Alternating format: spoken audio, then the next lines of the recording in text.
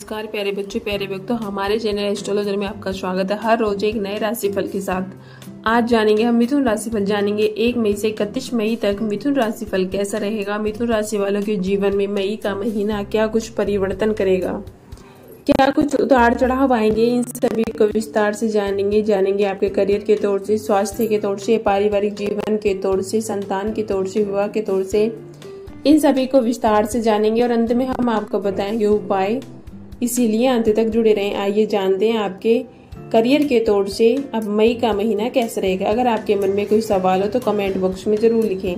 आइए जानते हैं करियर के दृष्टिकोण से यह महीना उतार चढ़ाव से भरा रहने की पूरी संभावना बनती नजर आ रही। महीने की शुरुआत में दशम भाव में राहु मंगल बुध की स्थिति भी होगी। कार्य क्षेत्र में आपका अपने आसपास के माहौल को देखकर मन खराब होगा। आप अपने आसपास के लोगों से झगड़ा भी कर सकते हैं।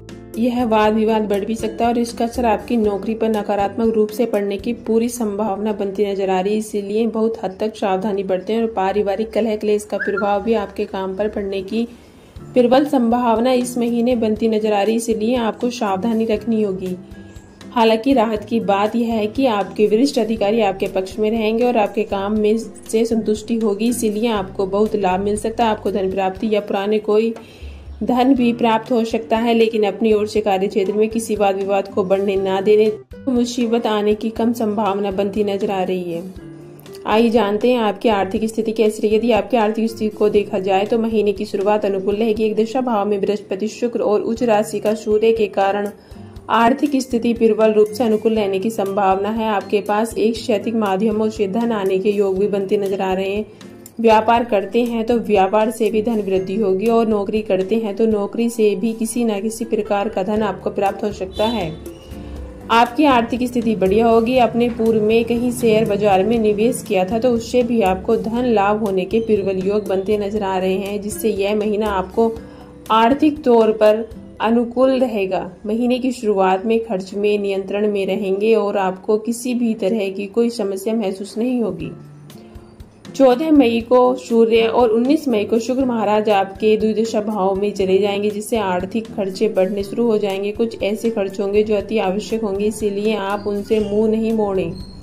इसीलिए खर्चों की अधिकता के कारण आर्थिक स्थिति थोड़ी सी डगमगा सकती है, फिर भी आपकी आमदनी में कमी नहीं होगी। हालांकि महीने की लास्ट में आपकी आर्थिक स्थिति और भी अच्छी रहेगी। आइए जानते हैं आपका स्वास्थ्य कैसा रहेगा। ये महीना स्वास्थ्य के दृष्टिकोण से ठीक ठाक रहने की संभावना। हालांकि चतुर्थ और दशम भाव पर राहु मंगल और बुध जैसे तथा केतु जैसे ग्रहों का प्रभाव आपकी संक्रमण यानी कि छाती जलन जैसी समस्याएं भी दे सकता है। आपको मौसम में संक्रमण में भी बचने का प्रयास करना चाहिए। इस दौरान मौसम बदलने से आप बीमार भी हो सकते हैं। किसी प्रकार की बड़ी समस्या से जूझ रहे हैं तो इस दौरान शल्य चिकित्सा के द्वारा आपका निदान संभव है। आपको यह विश्वास रखना होगा कि आप उस बीमारी से बाहर निकल सकते हैं। आइए जानते हैं प्रेम और विवाह के तौर से कैसा रहेगा यह महीना। यदि आप किसी प्रेम संबंध में हैं तो यह महीना आपके लिए पूरी तरह से अच्छा रहने की संभावना। एक प्रेमी प्रेमिका के दिल में जो भी ख्वाब होते हैं उन्हें पूरा करने का समय आ गया है। शुक्र जैसा प्यार करने वाला ग्रह पंचम भाव का स्वामी होकर एक दशा भाव में होगा। आपकी इच्छाओं को बल मिलेगा, आपकी इच्छाओं को पंख लगेंगे। आप अपने प्रियतम के साथ प्यार की स्थिति में भी बनते नजर आएंगे। बृहस्पति और सूर्य का प्रभाव रहेगा, जिससे बीच बीच में अहम का टकराव हो सकता है, लेकिन इन्हीं ग्रहों की कृपा से आपका प्रेम विवाह भी हो सकता है। विशेष रूप से 14 मई से 19 मई के बीच अगर बात करें तो आपको अच्छी सफलता भी मिल सकती है, यानी कि आपको एक अच्छी खबर भी मिल सकती है। आपका प्रेम विवाह भी हो सकता है। यदि जिनका विवाह नहीं हुआ उनकी बात करें तो यह महीना उनके लिए बेहद ही शुभ रहने वाला है। महीने के उत्तरार्ध में आपके लिए कोई शुभ सूचना प्राप्त होगी, यानी कि आपका विवाह भी इस महीने संपन्न हो सकता है। आइए जानते हैं पारिवारिक तौर से आपके लिए महीना कैसा रहेगा। यह महीना पारिवारिक तौर पर कुछ परेशानी जनक रहने की संभावना है। चौथे भाव में केतु और दशम भाव में राहु मंगल और बुध महीने की शुरुआत में स्थित रहेंगे, जिससे पारिवारिक जीवन में अशांति का दौर रहेगा। आपस में सामंजस्य की कमी दिखाई देगी। परिवार के लोग आपसी सामंजस्य को महत्व न देते हुए अपने निजी विचारों पर कायम रहेंगे, जिससे परिवार की शांति भंग हो सकती है।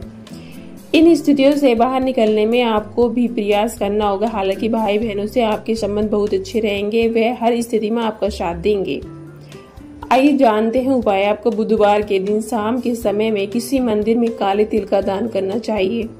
आपको श्री गणेश चालीसा का पाठ भी करना चाहिए। आपको अच्छी गुणवत्ता वाला पन्न रत्न चांदी की मुद्रा में जुड़वाकर कनिष्ठ उंगली में बुधवार के दिन धारण करना आपके लिए अच्छा रहेगा। अगर आप किसी समस्या से जूझ रहे हैं तो आपकी यह समस्या इस उपाय को करने से खत्म हो